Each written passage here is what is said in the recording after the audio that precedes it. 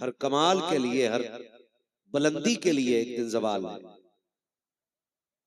बस क्या है, जब तक अल्लाह ने ड्यूटी रखी है तब तक बात हो रही है। जिस दिन वो ड्यूटी खत्म कर देगा, पूरी दुनिया मिलके दो जुमले नहीं सुन सकती है। ये उसकी तौफीक है कि उसने बख्शी है और हम बात कर रहे हैं। और दुआ ये है मालिक, जितनी जिंदगी रह गई है वो भी इसी में गुजर जाए। हम भी दुआएं मांगा करें और सारे लोग दुआएं मांगा करें, अल्लाह मौत दे तो ईमान के साथ नसीब फरमाए। सारे कह दो आमीन। मैं यहाँ छक्के चौके लगवाने नहीं, वावा के झंडे गड़वाने नहीं आया। मुझसे पहले आपने एक मुकम्मल खिताब हजरत अल्लामा मौलाना नौमान अख्तर साहब क़िबला फाइकुल जमाली उनसे सुन लिया है। बड़ा ईमान अफरोज खिताब था। हजरत का मैसेज था कि ईमान इस दौर में कैसे बचाना है, और वो आपने सीख लिया है। मैं थोड़ी देर कोशिश करूंगा कि ये बात करूं कि हमें रिश्ते कैसे बचाने हैं। बातें मेरी थोड़ी कड़वी रहती हैं, क्योंकि जब मुंह अच्छा नहीं तो बातें कहां से मीठी होंगी। बहुत कड़वा बोलता हूं मैं, मगर याद रखिएगा कि दवा जितनी ज्यादा कड़वी होती है, फायदा उतना ज्यादा करती है। इस उम्मत में अभी भी हजरत ये खासियत बाकी है कि अभी अपनी इस्लाह पसंद करती है, वरना अपने खिलाफ बोलने वाले को कोई खड़ा नहीं होने देता है। ये पैसे खर्च कर करके ये अपने खिलाफ बातें सुनते हैं। गोया लगता है ना ये कि आज भी उम्मत अपनी इस्लाह चाहती है। मैं कभी ये नहीं कहता हूं भाई जलसे में वो लोग हाथ उठाएं जो सुनने आए हैं, वो सुभान अल्लाह बोले जो सुनने आए हैं। मेरा अपना ईमान ये है कि महबूब की महफिल को महबूब सजाते हैं, आते हैं वही जिनको सरकार बुलाते हैं। यहां जब सरकार के बुलाने से लोग आए हैं तो मैं कौन होता हूं ये कहने वाला कि किसको नहीं सुनना है। वरना सच्ची बात ये है ना, मेरा 1000 किलोमीटर का सफर, ये छोटा सा बच्चा जो गोद में सो रहा है ना, इसकी मोहब्बत का मुकाबला नहीं कर सकता है। ये कड़वी सच्चाई है। इस बच्चे की मोहब्बत का मुकाबला नहीं सुन कर सकता है। और मैं कोशिश ये करता हूं कि मैं उन लोगों से बात करूं कि जिनमें बदलने की सलाहियत बाकी है। कई बार लोग आपसे कह सकते हैं कमेटी वालों कि अजमत मुस्तफा कॉन्फ्रेंस की थी, कई हजार लोग आए थे, क्या तब्दीली आई? तो आप इतना जरूर कर लेना कि इतने बदल जाना कि सुबह अगर कोई तुमसे ये पूछे कि रात महफिल में गए थे कितने बदले, तो कह देना जलसे में जाने से पहले गाने सुनते थे, जब से जलसे से लौट के आए हैं हुजूर की नातों के तराने सुनने लग गए हैं। इतनी बात तुम्हारे अंदर आ जानी चाहिए। और रह गई उन लोगों की बात जो ये कहते हैं जलसे से क्या मिलता है, हम जैसे गए थे वैसे ही आ गए, कुछ मिलता तो हमें भी मिलता। बारिश जब होती है ना तो ऊंची नीची जमीन पे बराबर होती है। पानी उसी जमीन पे इकट्ठा होता है जहां जमीन में गड्ढा होता है। ऊंचे टीले पे पानी नहीं रुकता है। यहां आने को 1000 आएंगे, लेकिन फायदा उन्हें मिलेगा कि जिनके दिल इस्लाह को कबूल करने का नजरिया लेके बैठे होंगे। ये ख्याल रखिएगा मेरी बातों का। वरना रह गई खाली आने की बात तो लोग मदीने से खाली लौट आते, तो क्या मतलब वहां भीख नहीं मिलती? वहां तो भीख इतनी बटती है कि मेरा इमाम कहता है कौन देता है देने को मुंह चाहिए, देने वाला है सच्चा हमारा नबी। लेकिन सबको नहीं मिलती है।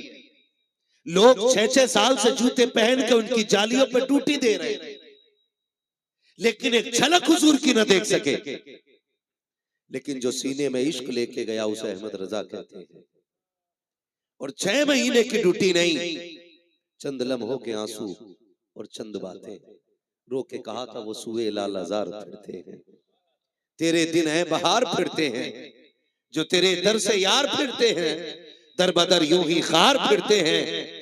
और अगली बात कही थी, कोई क्यों पूछे तेरी बात रजा। इस शेर ने पूरी जिंदगी सिखा दी है।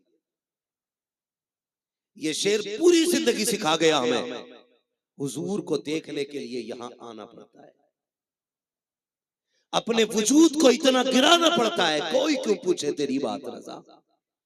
कभी ठेकेदारों और जमींदारों को हुजूर दिखाई नहीं देंगे, अपने वक्त के बड़े मनसब पे बैठने वाले बड़े नजरिए के लोगों को हुजूर दिखाई नहीं देंगे। हुजूर को देखना है तो ये नजरिया पैदा करना पड़ेगा, कोई क्यों पूछे तेरी बात रजा। यहां आना पड़ेगा, घुटनों पे आ जाओ, जमीन पे नाक रगड़ो, फिर कहो कोई क्यों पूछे तेरी बात रजा, तुझसे कुत्ते हजार फिरते हैं। जब ज़मीर इतना आप अपने वजूद से मिटा दोगे, फिर देखना पर्दे हटेंगे और सामने हुजूर का जलवा नजर आ जाएगा। जब आदमी अपने वजूद को मिटा देता है तब जाके कोई मनसब हासिल होता है। तो अगर कोई ये कहे कि जी हम भी गए थे, हमें कुछ नहीं मिला, तो फिर कमी जलसे की नहीं है, कमी आपकी है कि आप कौन सा नजरिया लेकर के बैठे थे। शुक्र परवरदिगार है, उसने हमें और आपको मुसलमान बनाया है। क्या बनाया है? बोले जरा, क्या बनाया है? शुक्र रब का कि उसने हमें और आपको मुसलमान बनाया है। और करम ये किया है कि हमें और आपको बरेलवी सुन्नी बनाया है। सुन्नी बरेलवी बनाया है। और सुन्नी बरेलवियों का ये ऐलान है कि वो जो न थे तो कुछ न था, वो जो न हो तो कुछ ना हो, जान है वो जहान की, जान है तो आप नहीं थके तो बोल सकते ना, जान है तो जहान है। ये ख्याल रखिएगा, मैं इंतजार नहीं करूंगा अल्लामा दिल नवाज साहब मुझे इशारा करके कहीं माइक छोड़ दे, मैं आपका मुंह देख के माइक छोड़ दूंगा। इसलिए कि हम पलटते नहीं बेजान किताबों के वर्क, हम वो पढ़ते हैं जो चेहरों पे लिखा होता है। आपकी खामोशी बता देगी मुझे कितनी देर बात करनी है ना। मैं तो पहले ही देख रहा था, काफी शोर हो रहा था कि अभी और नाते पढ़वाइए, तो मैं कहने वाला था हजरत से कि फजर तक नात खानी करा लो, हमें देख लिया, कोई मसला नहीं। अगर मैं कोई हजर अस्वद हूं तो चूम लो भाई, अगर मैं जन्नत से निकला हुआ पत्थर हूं तो चूमो और जाओ। और अगर मैं इस जमात का एक फर्द हूं तो फिर मेरी बात ऐसे सुनो जैसे कोई किसी बुलबुल का नाला सुनता हो। खुदा के वास्ते थोड़ी सी तबीयत अपनी इस तरफ लाइए कि हमें अब वो उसूल अपनाने हैं कि जो हमें दुनिया में भी कामयाब करें और आखिरत में भी कामयाब करें। रूए जमीन पर आज सबकी वकालत होती है, पीर की वकालत में मुरीद खड़े हो जाते हैं, मुर्शिदे इजाजत की वकालत में खलीफा खड़े हो जाते हैं। लेकिन हकीकत बात यह है कि सबसे ज्यादा मजलूम जो जातें हैं उन जातों को माँ बाप कहा जाता है। सबसे ज्यादा जिन जातों को सताया जा रहा है उन्हें माँ बाप कहा जाता है।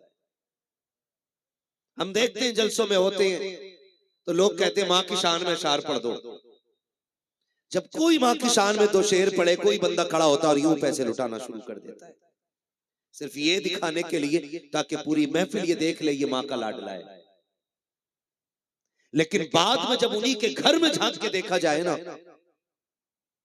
तो इन्हीं के माँ बाप 2 वक्त की दवा के लिए रोते नजर आते हैं। मैं ये नहीं कहता कि आप माँ की शान बयान करने वाले को इनाम ना दो, उसकी शायरी पे पैसा खर्च ना करो, लेकिन मैं ये जरूर कहना चाहूंगा कि मिंबर पे बैठने वाले को बाद में पैसा दो, घर में झाड़ू लगाने वाली माँ पे पहले पैसा लुटाया करो। मुझे शिकायत है अपनी कौम से, ये तकलीफ है हमें, गलत नहीं कह रहा हूं। जब हम छोटे थे, कमजोर थे, तो माँ बाप हमारी जरूरत थे, और जब हम घर में बाहर से आते थे, पहला सवाल होता था माँ किधर है। क्यों? पता चला कि जबान से पहला जुमला जो घर में आके निकलता था वो ये होता था, माँ कहाँ है। इस जुमले का मतलब बताता है कि सबसे ज्यादा जरूरत माँ की रही है। अगर किसी ने ये कह दिया माँ घर नहीं है, तो चुप नहीं बैठे, फिर ये पूछा कहाँ गई है माँ। फिर पता चला कि माँ पड़ोस में गई है, या माँ किसी रिश्तेदार के घर गई है, या माँ मार्केट गई है, या बाजार गई है, हम दौड़ जाते थे, क्योंकि माँ के बगैर करार नहीं आता था। लेकिन आज भी हम हैं, आज भी माँ है। आज महीने महीने बीत जाते हैं, एक बार बेटा ये नहीं पूछता माँ कहाँ है। ये तकलीफ है मुझे, ये दुख है, इसलिए कि माँ इतनी अजीम नेमत है, बाप इतनी अजमतों का मालिक है। अल्लाह कुरान में ऐलान फरमाता है, वक़ज़ा रब्बुका अल्ला ताबुदू इल्ला इय्याह व बिल वालिदैनि ihसाना। तुम्हारे रब ने यह फैसला फरमा दिया कि तुम्हें इबादत सिर्फ अल्लाह की करनी है, और इबादत के बाद जो सबसे पहला काम करना है वो वालिदैन के साथ उसने सलूक करना है। ये सबसे ज्यादा जरूरी काम है। लेकिन माफ कीजिएगा, माँ बाप घर में दवा को तरस रहे हैं और बेटे का तीसरा उम्र है, बाप का ऑपरेशन होने को है, बेटा छठे उम्र को जा रहा है, बाप तो वक्त की दवा को रो रहा है और बेटा उम्रों के चक्कर लगा रहा है। याद रखिएगा, माँ बाप के चेहरे को मुस्कुरा के देखने में अल्लाह ने इतनी बड़ी इबादत बना दिया है कि जो सवाब बंदा 4 लाख रुपए खर्च करके गारंटी के साथ नहीं कमा सकता, वो एक नजर में माँ बाप के चेहरे को देख के इंसान कमा सकता है। लेकिन हैरत होती है, 4 लाख में मिलने वाला सवाब गारंटेड नहीं है, गारंटेड नहीं है। आपने 4 लाख खर्च किए हैं, आपने सफा मरवा की सही की है, आपने शैतान को कंकर माने हैं, आपने जाकर के कुर्बानी की है, बड़े पापड़ पेल करके वापस आए हैं। उसके बाद आकर के अल्लामा दिल नवाज से पूछो, मुफ्ती साहब किबला से पूछो, इन उलमा से पूछिए, जनाब मैंने सारे अरकान अदा कर दिए हैं, क्या मेरा हज कबूल हुआ कि नहीं? मैंने 6 लाख रुपए लगाए हैं, 10,000 लोगों को खाना खिलाया था, अब बताओ तो सही मेरा हज कबूल हुआ कि नहीं? तो ये सब के सब कह देंगे गारंटी कोई नहीं है, रुकन सारे अदा कर लिए हैं, लेकिन हज की मकबूलियत की जमानत कोई नहीं है। काफिर बताओ तो सही ये जमानत किधर मिलती है? ये मुस्कुरा के कह देंगे तूने 4 लाख लगाए हैं, हज मकबूल के सवाब की गारंटी नहीं, चाह अपने घर वापस चला जा, बूढ़े बाप को मुस्कुरा के देख, अल्लाह तुझको हज मकबूल का सवाब अता फरमा दे। मुझे तो हैरत होती है, हज भी करने जा रहे हैं ना, तो कह रहा पूरे गांव की दावत है, पूरे गांव बस्ती की दावत सारी। क्यों कर रहा है? ताकि सबको पता चल जाए जी मैं हज करने जा रहा हूं। हाँ, लोग मुझे हाजी जी कहने लगे। 1 महीना आया घूम के उधर, और इधर आके मस्जिद में 500 रुपए दिए, खाली नाम लेके कह दिया ना कि फहीम भाई ने 500 रुपए दिए, कहते हाजी लगाना भूल गया। हाजी जी भी हम क्या करने गए थे उधर? करने के लिए क्या गए थे? हाजी बनने के लिए गए थे या रब से गुनाह बख्शवाने के लिए गए थे? हैरत होती है, हम 10-10 हजार लोगों को खाने खिला के जाते हैं और एक बूढ़ी माँ को एक ताजा रोटी भी चूल्हे से मैसर नहीं हो रही है। किस तरफ दौड़ रहे हैं? याद रखिएगा, फरमाया गया जब माँ बाप राजी होते हैं तभी खुदाए पाक राजी होता है। ये उसूल बांध लीजिएगा, पहले माँ बाप को राजी करें फिर खुदाए पाक राजी हो जाता है। अगर आपके माँ बाप आपसे नाराज है ना, तो फिर खुदाए पाक भी आपसे नाराज है। आप जितने चाहो सजदे कर लो। मेरे हुजूर की बारगाह में एक देहाती शख्स हाजिर हुए। हुजूर ने फरमाया खैर है, किधर से आए? कहा हुजूर बड़ा लंबा सफर करके आए हो। क्यों आए हो? कहा मैंने सुना है जिससे तू राजी होता है उससे खुदा राजी हो जाता है। कहा क्या करने आए हो? कहा आपको राजी करने। अब मेरे नबी तो दिलों के हाल जानने वाले, फरमाया पीछे किसे छोड़ा है? कहा बूढ़े माँ बाप। कहा किस हाल में छोड़ा? कहा रोते हुए। फिर मेरे नबी ने फरमाया वापस चला जा। कहा क्यों? कहा जिसे रोता हुआ छोड़ आया है उसके लबों पे मुस्कुराहट दे देना, मदीने वाला भी राजी हो जाएगा, काबे वाला भी राजी हो जाएगा। ये सबसे ज्यादा जरूरी काम है। माँ बाप को राजी करना सबसे ज्यादा जरूरी है, लेकिन आज इन्हीं से सबसे ज्यादा बंदा बेफिक्र बैठा है, इन्हीं की तरफ तवज्जो नहीं है किसी की भी। आज ना सर्दी का मौसम है, जाके देख लो, लोग कहते हैं जी शुक्र है मैं अपने माँ बाप को खूब इज्जत दे रहा हूँ। और माँ बाप से पूछो क्या हाल है, तो माँ बाप जैसा दिल रब ने माँ बाप को दिया है ना, वैसा किसी को नहीं मिला है। बेटे भूखे भी रखते हैं ना, तो कभी माँ बाप ये नहीं कहता मेरा बेटा रोटी नहीं दे रहा है, बल्कि फाके से रहने वाला बाप भी कहता है अल्लाह ने जैसी औलाद मुझे दी, अल्लाह सबको ऐसे बेटे अता कर दे, जैसे रब ने मुझे बेटे दिए हैं ऐसे मुझे भी बेटे अता कर दे। हर बाप अपने बेटे की तारीफ किया करता है। आओ मैं तुम्हें बता दूं, राज तो ऐसे नहीं खुला करते हैं, लेकिन याद रखिएगा अगर आपको ये पता लगाना है कितने लोग माँ बाप की इज्जत करते हैं, कितने लोग माँ बाप की कदर करते हैं, तो जाओ जाकर के कभी चौक में देखो, कभी मैदान में जाकर के देखो, जहां पे आग जला करके लोग तापते हैं, आग बुझ जाती है, राख बाकी रह जाती है, अगर फिर भी उस राख के सहारे कोई बूढ़ा बैठा हुआ है तो समझ लेना इसके बेटों ने इसके लिए घर की जमीन तंग कर दी है। अगर फिर भी बुझी राख के सहारे कोई बूढ़ा बाप बैठा हुआ है, समझ जाइएगा कि इसके बेटे इसकी इज्जत नहीं कर रखे हैं। तुम्हें खुदा का वास्ता दे के कहता हूँ, हरम के साए में जाके जन्नत ढूंढने वालों, गुम्बद खजरा के दाएं बाएं जाके जन्नत की बगारे तलाश करने वालों, तुम्हारी जन्नत सड़कों पे फिर रखी है, तुम्हारी जन्नत चौकों में टहल रखी है, तुम्हारी जन्नत सिग्नल पे आके भीख मांग रखी है। याद रखिएगा अगर तुम्हारे माँ बाप को तुमसे तकलीफ है, फिर खाने काबा में भी जाके मर जाओगे, अल्लाह उस वक्त तक राजी नहीं होगा जब तक तुमसे तुम्हारे माँ बाप राजी नहीं हो जाए। सुभान अल्लाह, सुभान। नारे तकबीर, नारे तकबीर, नारे रिसालत, नारे रिसालत। सुभान अल्लाह, सुभान अल्लाह। गलत नहीं कह रहा हूं, जब जिंदा होते हैं तो कदर कोई नहीं करता, कोई दो रोटी देने तैयार नहीं, इल्ला माशाअल्लाह। सर्दी में रोटी जल्दी ठंडी होती है, सर्दी में रोटी जल्दी ठंडी होती है। बाप कहता बेटे, बहू से कहता बहू से, अल्लाह माफ करे बेटियों को भी ये सबक पढ़ाओ, बेटियों को भी। बाप बहू से कह रहा है बेटी एक ताजा रोटी मिल जाती ना तो मेरा पेट भर जाता। डायरेक्ट ताना मिलता उधर से, बहू 11,000 फौरन करंट उसमें आता। वो डायरेक्ट कहती है बेटियों के दौर में कभी गर्म रोटी खाई, अब बुढ़ापे में शौक हो रहा है। जब बहुएं ये ताना देती है ना तो बाप का कलेजा टूट जाता है।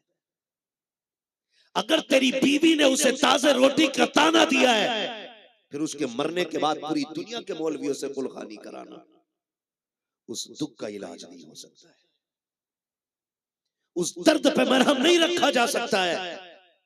उसने जो ताजा रोटी मांगी थी ना, शौक के लिए नहीं मांगी थी। जाओ जाके बेटियों को समझाओ, अगर सास ससुर ताजा रोटी मांग ले, मेरी बेटी लहजे बिगाड़ के बात ना करना, उसको बेटी का ताना मत देना। दुनिया की 1000 बहुएं एक ससुर को वो सुख नहीं दे सकती है जो एक बेटी तन्हा बाप को पाल के दिखा देती है। जाओ घरों के जाके जायजे ले लो, बेटी की जिंदगी में बाप के होना ये खुदा की बहुत बड़ी रहमत होती है। अगर बहू ये ताना देती है कि बेटियों के दौर में कितनी गर्म रोटियां खाई थी जो आज खाओगे, पहला जवाब तो ये कि बेटी जब जवानी का दौर था तो ये पत्थर चबा जाता था, गर्म रोटी की जरूरत ही क्या थी, ये तो पत्थर चबा लेता था, इसके दांतों से पत्थर टूट जाते थे। जब से बुढ़ापा आया है दांतों की ताकत चली गई है, मसूड़ों से रोटी खाना शुरू कर दिया है और रह गई बेटी की बात, तो बेटी की जरूरत कौन पूरी कर सकता है, बेटी की जगह कौन ले सकता है। खुदा की कसम जब बेटी घर की दहलीज में होती है, बाप रात के 1 बजे आता है, जो सबसे पहले दरवाजा खोलती है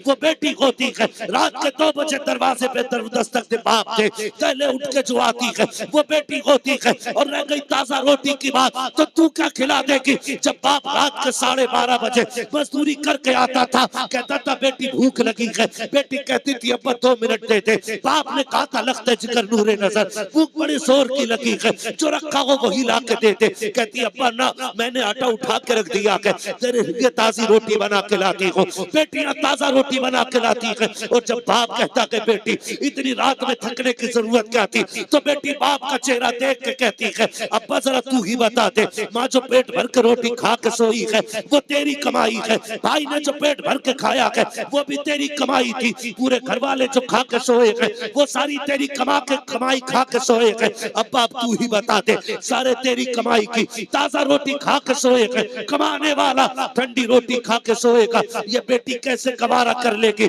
खुदा की कसम जब बेटियां मौजूद होती है तो बाप को बोलने की जरूरत नहीं पड़ती। हकीकत तो ये है जब बेटी घर पे होती है तो बाप नहीं बल्कि बादशाह नजर आता है, और बेटी बेटी नहीं वो शाहजादी नजर आया करती। ये रिश्ते होते हैं।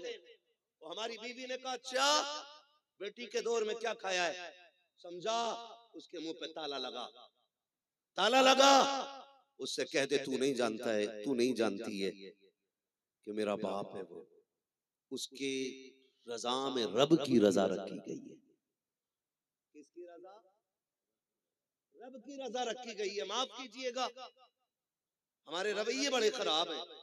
एक जगह गए हजरत तो वहां सिगरेट भी रखी फाता में 40 में, पुड़ियां रखी। ये क्यों रखी है? तो बताया कि हमारे अब्बा पुड़ियां भी खाते, सिगरेट भी पीते थे अब्बा, इसलिए 40वें में हर वो चीज ला के रख दी जो अब्बा को पसंद है। लो भाई, मुझे हैरत होती है जो औलाद जीते जी बाप को ताजा रोटी ना खिला सकी, वो 40वें में 40 हाथ का दस्तरखान लगाती है। क्यों?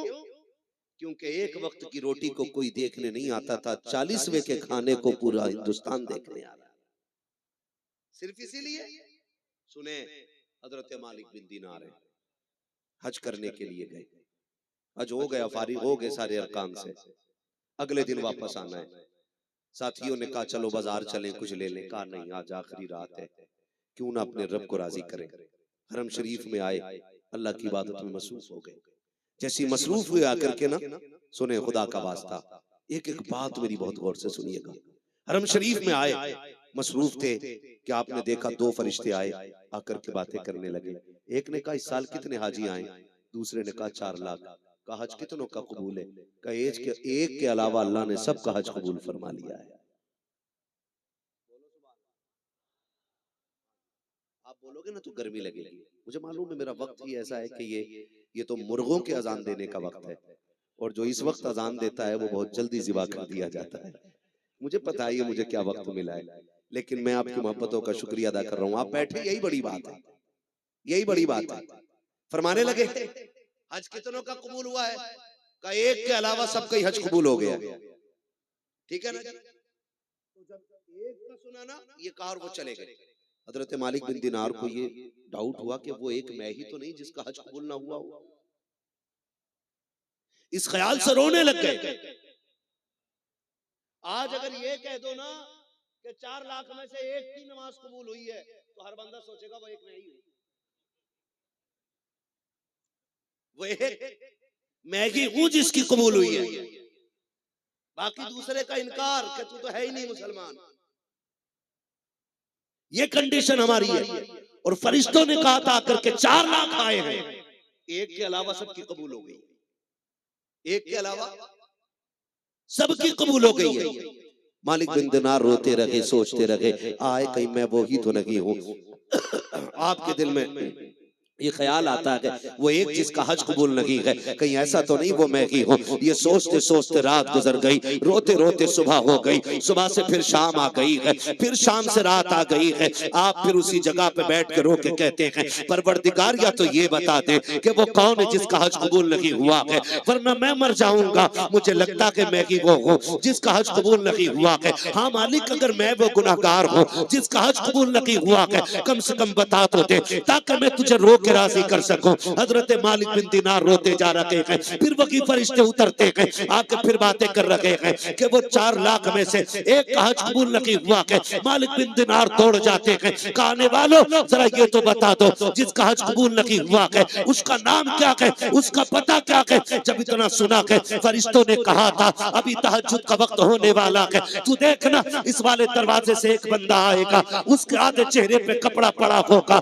और उसकी जबान पे तस्बीह होगी, लब्बैक अल्लाहुम्मा लब्बैक। जैसी वो लब्बैक की सदा देगा, काबे से आवाज आएगी ला लब्बैक ला लब्बैक, तू आ गया है लेकिन हमने तेरी हाजिरी कबूल नहीं की है। अल्लाह अकबर। इतना सुना के मालिक बिन दिनार बैठ जाते हैं। इतने में तहज्जुद के वक्त में एक शख्स आता है, जैसे कि वो अंदर आता है, नाम अब्दुल रहमान बिन शिरान है, कद लंबा है, चेहरा खूबसूरत है, आंखें नीली है, लंबे चौड़े कद का बंदा है। जैसी दाखिल होता है, आवाज दे के कहता है लब्बैक अल्लाहुम्मा लब्बैक, आवाज आती है ला लब्बैक। जैसी इतनी आवाज आई है, हजरत मालिक बिन दिनार उठ के खड़े हो जाते हैं और अब्दुल रहमान बिन शिरान के कंधे पे हाथ रख के कहते हैं यार तूने ये आवाज सुनी है जो मैंने सुनी है? कहा कौन सी आवाज? कि तूने कहा है लब्बैक, उधर से आवाज आई है ला लब्बैक। कहा ये आज नहीं, ये मैं 7 साल से सुनता चला रहा हूँ। जैसे इतना सुना के मालिक बिन दिनार कहते हैं बता तो सकी कौन सी खता करके बैठा है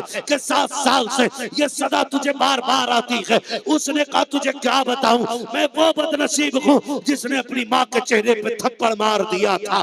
इतना सुनना है मालिक बिन दिनार दौड़ जाते हैं। उसने कहा मालिक किधर जा रहे हो? का डर लग रहा है तेरे गुनाह से, कहीं ऐसा ना हो तेरे गुनाह की सजा में मुझको भी पकड़ लिया जाए, क्योंकि मैं तुझसे बातें कर रहा हूँ। हजरत मालिक बिन दिनार दौड़ गए, फिर फजर तक नहीं आए। फजर में फिर आए नमाज के लिए। जब फजर पढ़ के जाने लगते हैं, अब्दुल रहमान बिन शिरान ने हाथ पकड़ा के कहा मालिक बिन दिनार कहा क्या तेरे पास कोई रास्ता है, कोई इसका हल है कि नहीं? आपने फरमाया पता माँ किधर है? कहा माँ भी हज के लिए आई है। कहा वो किधर है? कहा वो ईरानी खेमों में उसका खेमा होगा। उसकी पहचान ये है कि उसके खेमे के बाहर जाके खड़े होना, उसके खेमे से कुरान की तिलावत की सदा आती होगी। अल्लाह अकबर। इतना सुनना है। हजरत मालिक बिन दिनार कहते हैं क्या तूने कभी माँ को राजी करने की कोशिश नहीं की? उसने कहा कई बार सोचा है लेकिन हिम्मत ना हो सकी। हजरत मालिक बिन दिनार ने हाथ पकड़ा है और उस ईरानी खातून के खेमे पे लेकर के आए हैं।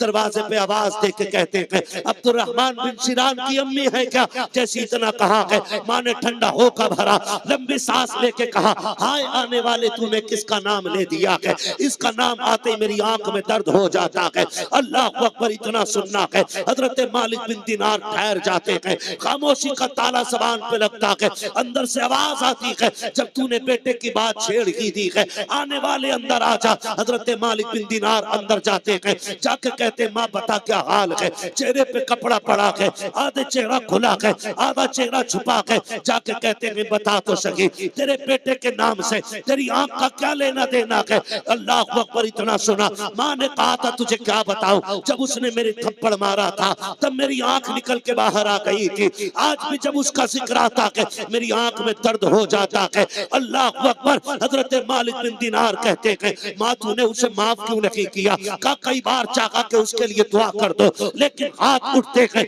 जबान से दुआ नहीं निकलती है। अम्मा माफ कर दे। माँ ने इतना सुना। कहा वो कितना निकम्मा है, 7 साल के बाद भी वो खुद नहीं आया है, तुझे भेज दिया है। जैसे इतना माँ ने कहा है मालिक बिन दिनार ने अब्दुल रहमान बिन शिरान का हाथ पकड़ा और उठा के माँ के आगे डाल दिया। कहा ले तेरा बेटा भी आ गया है। माँ ने उसको देखा है, उसने रो के कहा माँ माफ कर दे। माँ तो माँ को होती है। अल्लाह अकबर। माँ ने बेटे को सीने से लगाया और जैसी बदन सर पे हाथ फेरा है, माँ ने क्या देखा है बेटे का एक बाजू नहीं है। चीख निकल जाती है, रो के कहती है शहजादे ये तो बता दे जब तू दुनिया में आया था तेरे चारों हाथ पैर सलामत थे, अब ये तेरा बाजू क्या हो गया है? अब्दुल रहमान बिन शिरान ने रो के कहा था अम्मी जिस हाथ से मैंने तेरे थप्पड़ मारा था मैंने वो हाथ ही काट दिया है, इसलिए कि जो हाथ माँ बाप पे उठता है वो खुदा को दिखाने के लायक नहीं हुआ करता। इधर माँ रोई, उधर बेटा रोया। माँ माफ करके रो रही थी, बेटा माफी मांग के रो रहा था। अजीब कयामत थी। ये रोए, रब की जानिब से पैगाम आ गया मालिक बिन दिनार इसे माँ ने माफ कर दिया है, खुशखबरी दे दो तो मैंने भी इसे माफ फरमा दिया। और कासिर माफी नहीं, हमने इसके सारे हज कबूल फरमा लिए हैं।